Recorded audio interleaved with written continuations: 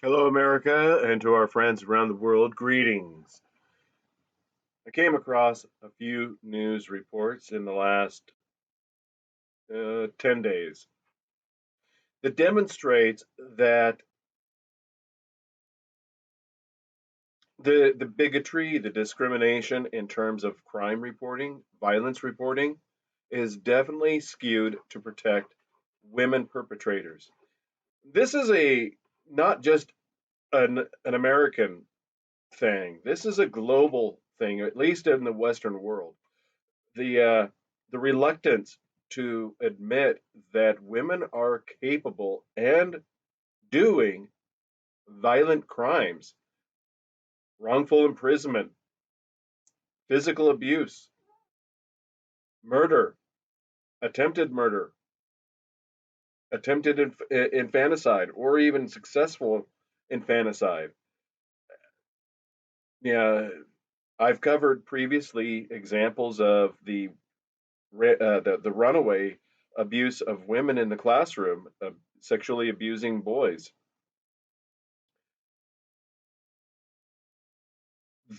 This can't continue to be masked, and hopefully there is a growing revelation that something's not quite right. First up, we have the Kansas City Star reporting on an event just a few days ago from Lincoln, Nebraska. Any other headline, any other report would make certain everybody knew the man's name. Even in some cases, the underage boy's name and picture. This one, this is the problem we have with our media. This is why nobody buys newspapers. This is the reason nobody watches CNN. And if you're watching or reading these things, stop. This is obvious propaganda. Woman holds man hostage, stabs him in the face with a soldering iron. All right. Yeah, you see the headline. How many of you actually have read it? Well, I pulled a caption of it up for you. Let's take a look at what they've got here. So the neighbor hears a, a man's voice knocking on the wall, screaming for help. She calls the police. They show up. They could hear from the outside people arguing. They knock on the door. Lisa Beverly. So they get all the way through until the middle of the article before they tell you who it is. Lisa Beverly. And there isn't a picture on their news, so called news report about this. This woman needs to not only be named and identified, their picture needs to be everywhere because this is not the first time a violent behaving woman such as this has done what is going to be revealed to you. People are creatures of habit, or as a colonel said during a seminar, habits of creature. It's always stuck with me. But anyway, but the point is the phrase has stuck with me because people are creatures of habit.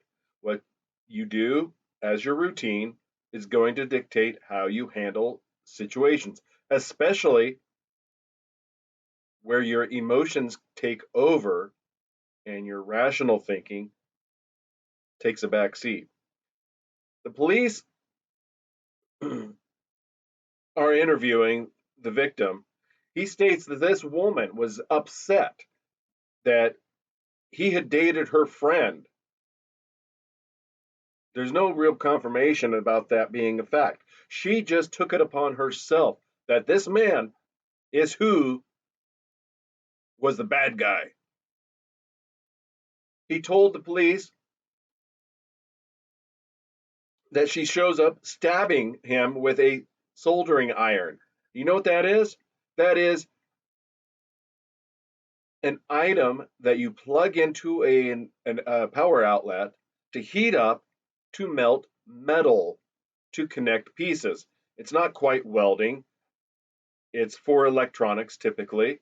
Anybody who's done hobbyist work with simple electronics and, motherboards or circuits, even reconnecting automobile connections, most likely has done, used a soldering iron. You can get one for $10 at your local store. Anyway, she stabs him because these things have a tip, a pointed tip that is capable of puncturing.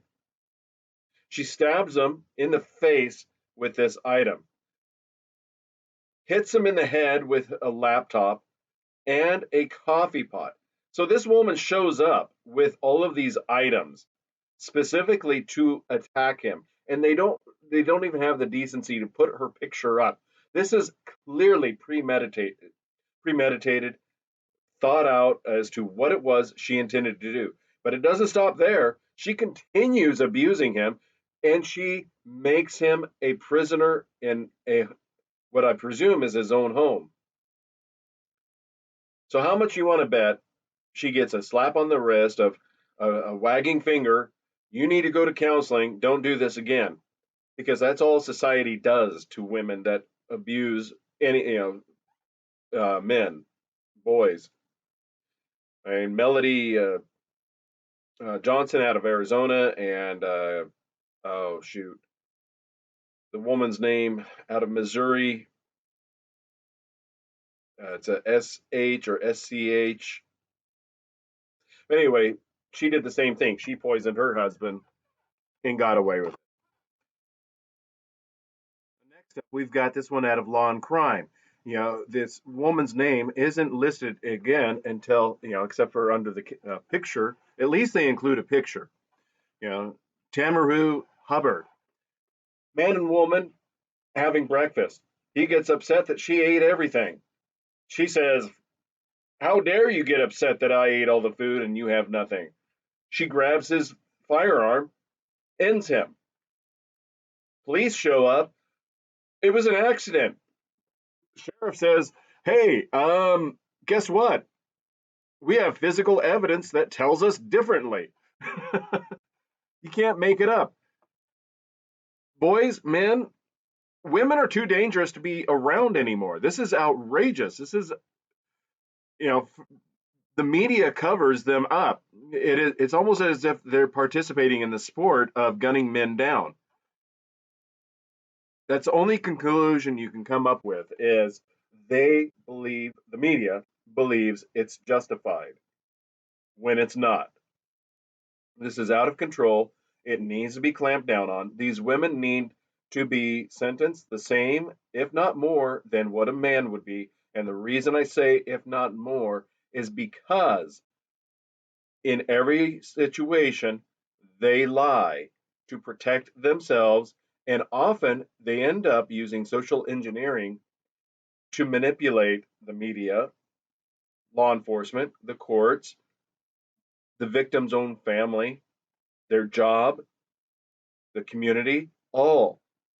And they successfully turn it against the victim, whether they're dead or alive.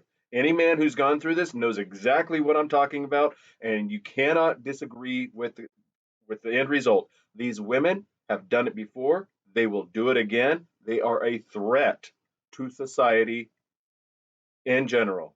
This has to be dealt with, it has to be corrected.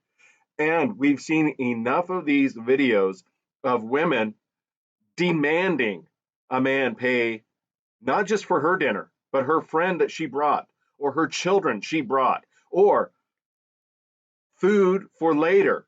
They're on a dinner date on a Tuesday, but this is, you're buying to go boxes for Wednesday, Thursday, Friday's breakfast and Wednesday, Thursday, Friday's dinner. This is a level of entitlement that has led to rampant abuse, and this has to stop. Society needs to call it out, and sentencing needs to be harsh.